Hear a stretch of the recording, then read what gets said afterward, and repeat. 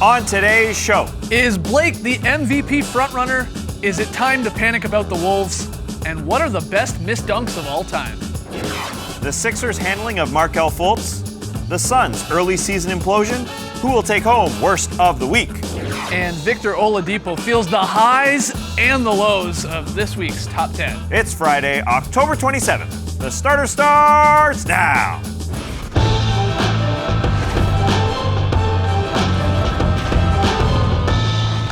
Good evening, sweet world, and welcome to The Starters. Whether you're joining us live right now on NBA TV or a little bit later on YouTube, we're very, very happy to have you. I'm Jay Skeets, and alongside me, as always, that's Tass Millis. Hey, happy Friday, everybody. Yeah! To his right, it's the international man of mystery taking it to the max, Lee Ellis. Friend. Lily. And last, certainly not least, over yonder, it is the bearded one. It's Trey Kirby. Hey-o! Hey-o! TK, what's up, my man? Well, I'm here at the internet looking for your best tweets at hashtag the starters, but who cares about that because we finally got a wedgie!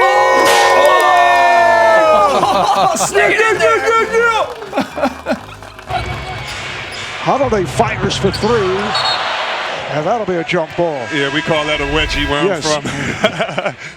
Yes! Yeah. There it is! We call it a wedgie too. Unfortunately, it's just our first of the season. This time last year, we already had 5 wedgies, way behind pace. But it brings us to today's question. Will we get 50 wedgies this season? During our preview shows, Tass, Lee, and I said yes, but it's not looking so great. Nonetheless, you can hit up our Twitter page at The Starters, vote in our poll. Will we get 50 wedgies this season? Get your votes in now. We'll check the results a little bit later. All right, get your votes in. Hopefully say yes. We got to see that animation or whatever the heck that Yeah, was let's see again. this fantastic Can we please work by see the the crew. wedgie stick? Whoa! How much did that great. cost us? There's nothing left in the budget. Let's Yeah, just that's say our that. whole budget. That's our whole budget. It was worth it. Honestly, It was worth it. All right. We got a fun show tonight. Tass is How gonna, did they do it? Tass is going to hand out worst of the week. We got top 10 plays. Lee's got the VSP, but we start with a little true or false. It's very simple. Trey's asking us a true or false question. We say true or we say false. Hopefully, there's some debate with some of these cues. Trey. All right, Blake Griffin is off to a blazing hot start this season, averaging 26 points, 9 rebounds, and 4.5 assists per game. And after Blake hit a buzzer-beating three-pointer to beat the Blazers last night, the Clippers joined the Spurs as the only undefeated teams left. Guys, true or false, Blake Griffin is the MVP frontrunner. Front runner. No. No. Frontrunner. No. Whoa, False. Whoa. I sense a little hesitation. No way. Yeah. No way. That's recency bias. Giannis Antetokounmpo hasn't been great his last game. Great by his standards. He's scored averaging 28. 35 points a game. Exactly. He sort of had a quiet first half. Yeah. He kind of slowed down on TNT. It was 11-point first half. Then he had 7. He's averaging 35. Yeah, And 62%. He's Okay, hold on. overwhelming Yeah. us. He's overwhelming us with something we've never seen before, like Russ. He's just so different right now. Fair. What if this was like baseball? What if we had a West MVP and an East MVP? I agree with you, Giannis. He's in the lead right now, and it's hilariously early to be talking about this, but it's fun.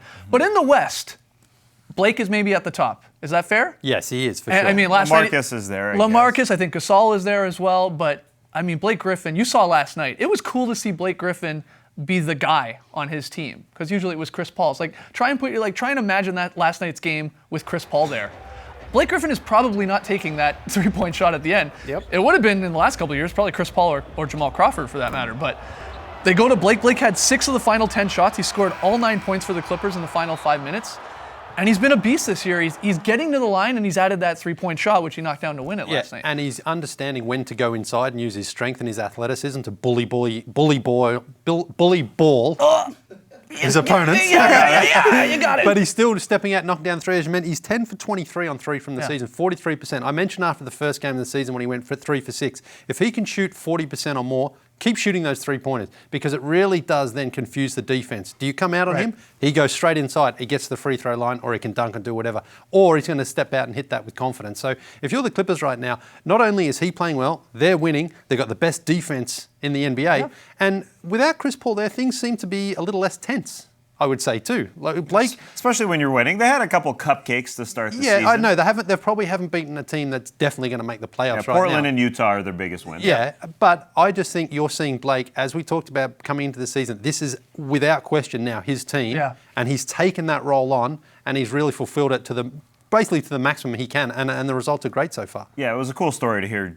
Jerry West told him, hey, we want you to embrace this new role. And that's what sort of inspired him to come back, apparently. And that was a cool story to read. And he's not overshooting. You know, maybe in a situation like this, you'd think, oh, he's just going to put up lots of shots. But he only took 16 last night in that game-winning, with that game-winning bucket being the 16th. So, again, he's getting everybody involved. He's Blake the playmaker. He's Blake the scorer. He's Blake the bully baller. No, he's doing it all. Bully baller. He had it right He's the a first bully time. boy.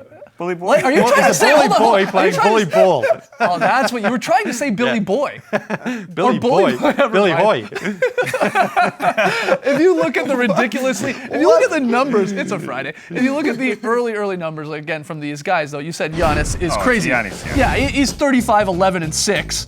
LeBron's still got to be in the mix. You know, he's 27. Yeah, let's just overlook LeBron Yeah, again. 27 and a half, 7.5, 9. And then you see there Blake and I think Aldridge and Gasol with some of those Western Conference teams. But again, you know, we even called it ridiculously early MVP fields. And there's always, everyone has a different definition for most valuable player. But I think Giannis fits two of those definitions.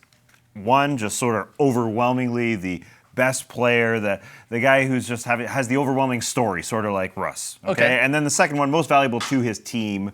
If you took him off his team, that team would fall off. He's playing 39 minutes a game, leading the league in minutes played. So I think those two would make him the week and a half MVP. There it is. All right, Trey, next one. All right, after an excellent first week that saw them notch quality wins over the Jazz and Thunder, the Timberwolves followed that up by getting blown out by both the Pacers and Pistons while rocking the legit worst defense in the entire league.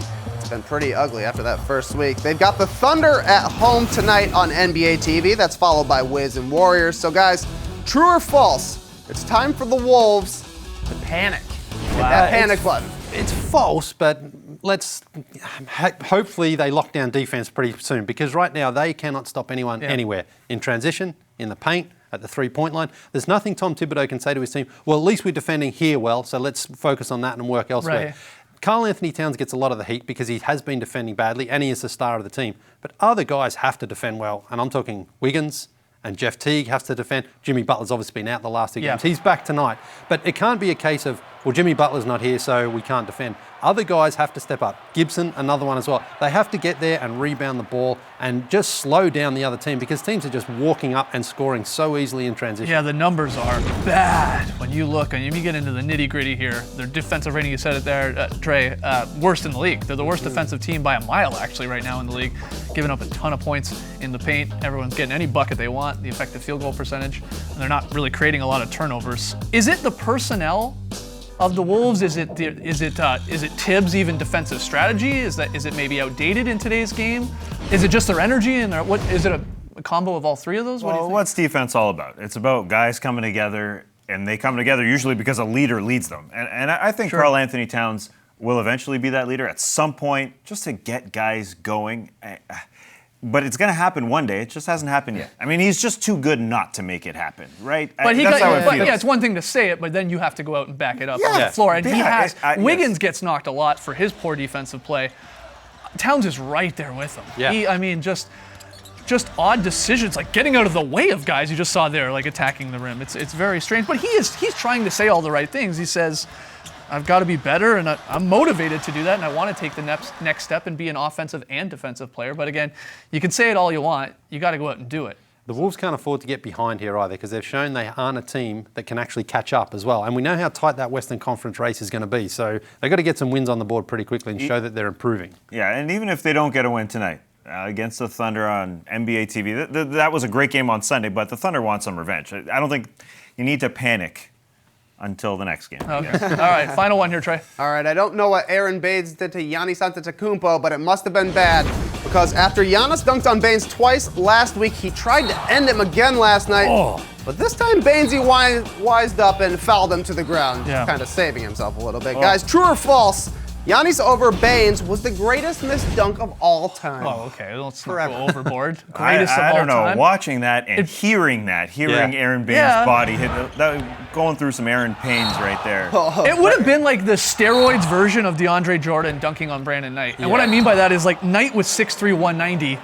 Baines is like 6'10", 260. Look, you're gonna He's like a giant. You got to give Baines credit. He was contesting. He jumped straight up. He's unlucky to actually get a foul called on that because he jumped straight up. But just the collision of bodies, the timing just sent him down. I thought he was going through the floor. Oh, I thought so as well. Yeah. The brand new floor, Yeah. the Mecca floor there looked really nice. Well, that missed dunk from Giannis, it got us talking in the office, and we were coming up with our favorite missed dunks of all time. Does that one make the cut? It doesn't make our cut, but here are our top 5 missed dunks ever in NBA history. At number 5, it's a young Russell Westbrook, 2010. Oh! Tries to throw it down. On two 7-footers.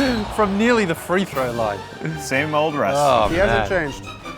Blake Griffin, as a rookie, Oh, destroys Stuckey. He's got a lot of posters, but this would have been another one. Oh, look where he takes off. Rookie Blake was crazy. Trying to dunk on everybody. DeAndre loved it. Young DeAndre. Vince Carter has made a lot of dunks. He also missed some beauties. Oh. Like that one right there on Tayshaun Prince. Whoa! I love Tayshaun kind of taking the charge. Vince goes around him. This one at number 2, the West Finals. We're in the playoffs here. Remember Shannon Brown? Skying against the Suns. I love this angle. Nearly gets it. Another Gets the inch. Tom Chambers boost right there. Yeah, that's Marv right. Albert said in that call, I thought he was going to go over the backboard. right. But the number 1 miss, LeBron James, Game 7, 2016 Finals, 10 seconds left. This was to put the exclamation point on the championship. Unfortunately, it didn't happen, but they came back from 3-1 down to win it. That was it. 10 seconds left. That was it. I'm sure you've got some others out there. Hit us up on Twitter, #TheStarters. Got to take a break. When we come back, TAS Awards, the dishonor for worst of the week.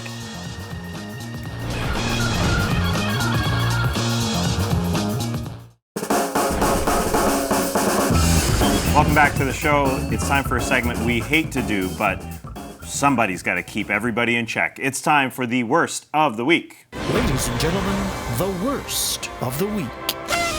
Now, before we get to the winner, let's go through a few of the nominees that fell just short. The third runner-up, the Philadelphia 76ers, for the way they handled Markelle Fultz's injury.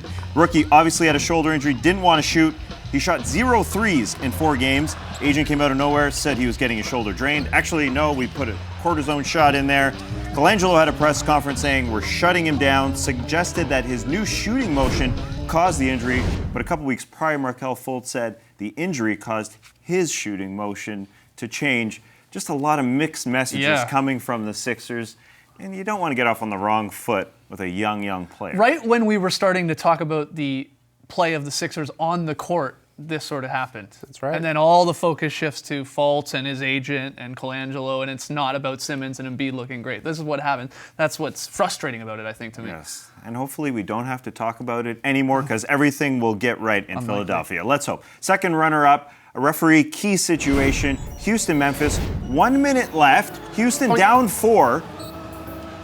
And the ball goes the other way, turnover, it goes to Memphis because this referee got in position here, the wrong position, unfortunately. He's a part of the floor.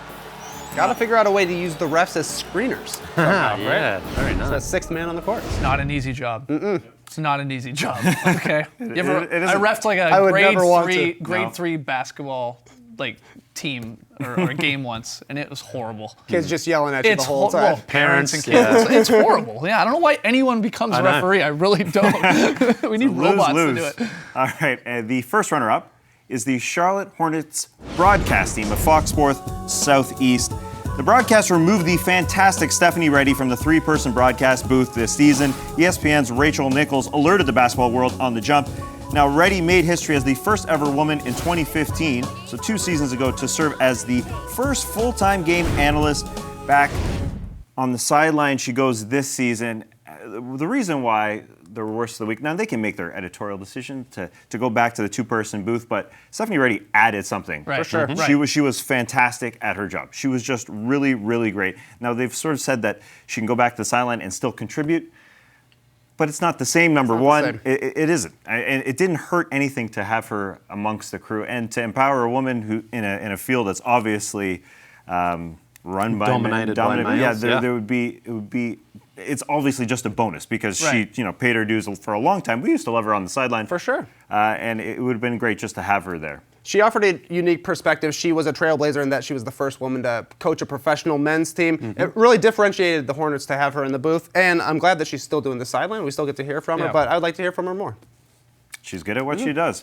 Who's the winner? The winner, the Suns' implosion this week. Yeah. Has to be. It started with Earl Watson being fired, second shortest tenure in NBA history on Sunday. Same day, Eric Bledsoe tweeted, "I don't want to be here," while apparently his wife was at a hair salon. I don't know. GM Ryan McDonough continued to berate his player in the media, saying he's not a leader, which kind of reduced his trade value. Yeah. Doesn't help relationships with his agent or free agents throughout the league. He also said we should have interviewed other people when we hired Earl Watson. I mean, he really went through the media circuit. He was doing the car wash. I didn't really understand him going on Phoenix radio day after day after day. All this Sun stuff happened in the last week? Yeah. Feels like forever. And they won 2 games. And they won 2 games. Somehow. So maybe they're best of the week. Yeah, maybe they are. All right, so there it is. The Suns take home worst of the week for this week. Great stuff. When we come back, we're going to count down the top 10 plays from the past 7 days. Although it's more like 14 or 15. It always is. We're always That's cheating. right. We're always cheating when it comes to this. Don't go anywhere.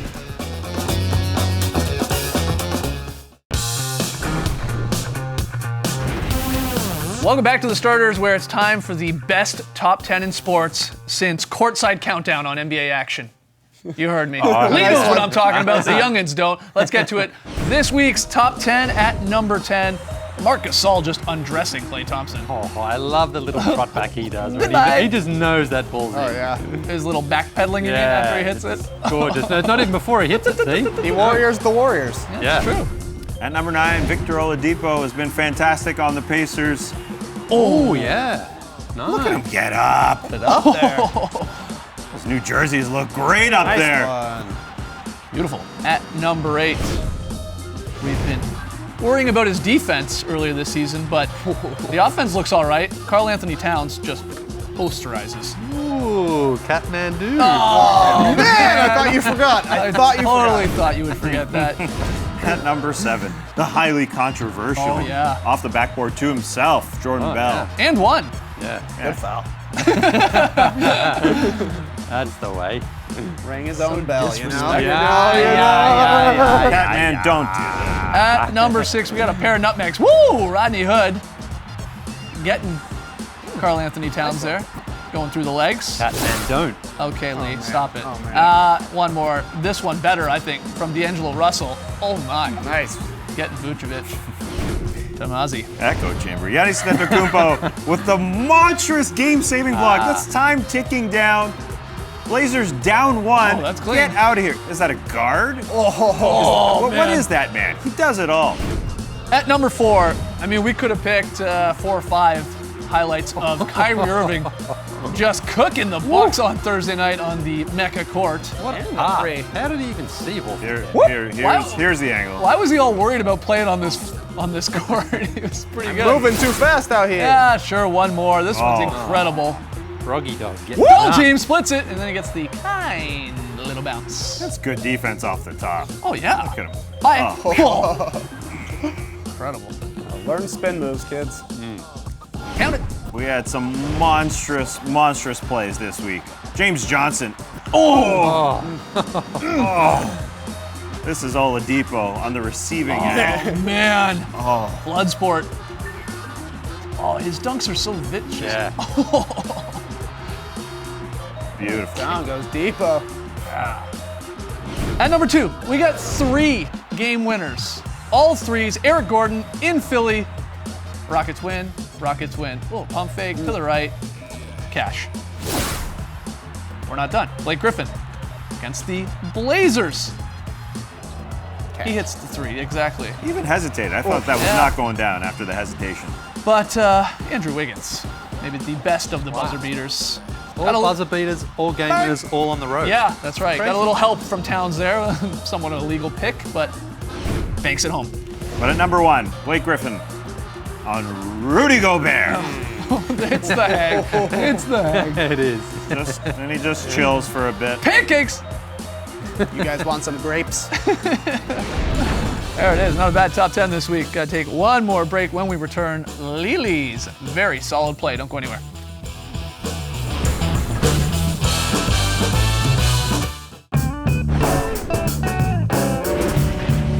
got our first wedgie last night, but we asked you on the Starters Twitter account. We put up a poll. Will we get to 50 wedgies again this season? What do the people say, TK? Oh. Sad, guys. 63% of people say no, we won't. It was a slow first week. We also got some tweets like this one from Drone, who says, sadly, no, last year was a miracle. Even a greater accomplishment than the Warriors' 73 wins and the Cavs winning with LeBron. Even worse. Sven says, last year was the championship year for wedgies. This year they explode like the Mavs after the title. People are not optimistic. Wow. We got to have a big weekend. Get back on track. All right, let's hope for it. Okay, let's look at last night's pick'em results. It was the Pelicans-Kings game. Lee was the only one to take the Kings. Pelicans stormed back. Cousins a beast in that one, so I gain a game at least on Lee. Tess does as well. Tonight's pick'em play. Wow, everybody except myself taking the Thunder on the road. Jimmy Butler, I was happy to hear, is expected to play in that. You can catch that game right here on NBA TV coming up in a half hour. Thunder Wolves followed by Wizards Warriors. That's a great Friday night doubleheader. Can't wait for it. Lee, where are we going for the We're going to BSP? Sacramento. Now, this one looks like a fairly straightforward, very solid play, but it has a high degree of difficulty because it's Tony Allen who has to catch it and lay it up. And he does that very well. But we know that at times, Tony does a great pass here from Jameer Nelson. Nice finish. That's what I call a very solid play. All right, great stuff. Had a blast recording the Drop podcast this morning. It is up now on Apple Podcasts. On today's Drop, we discussed DeMarcus Cousins and his return to Sacramento last night. We talked about some preseason predictions we'd like to change, and Lee had multiple tweets in this week's Tweet of the Week. Man, oh man, is it hot? How hot is it? It is so hot, I had to take an ice bath just to bathe in warm water. Man, it is hot.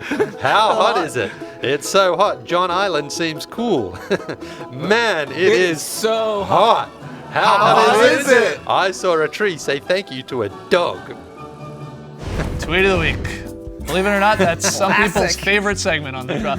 Yours, was, isn't it? It is my favorite segment. That was Klay Thompson's dad, Yes, Michael Thompson, Michael talking about the heat wave in LA. In the LA, yeah, World that's Series. All right, great stuff.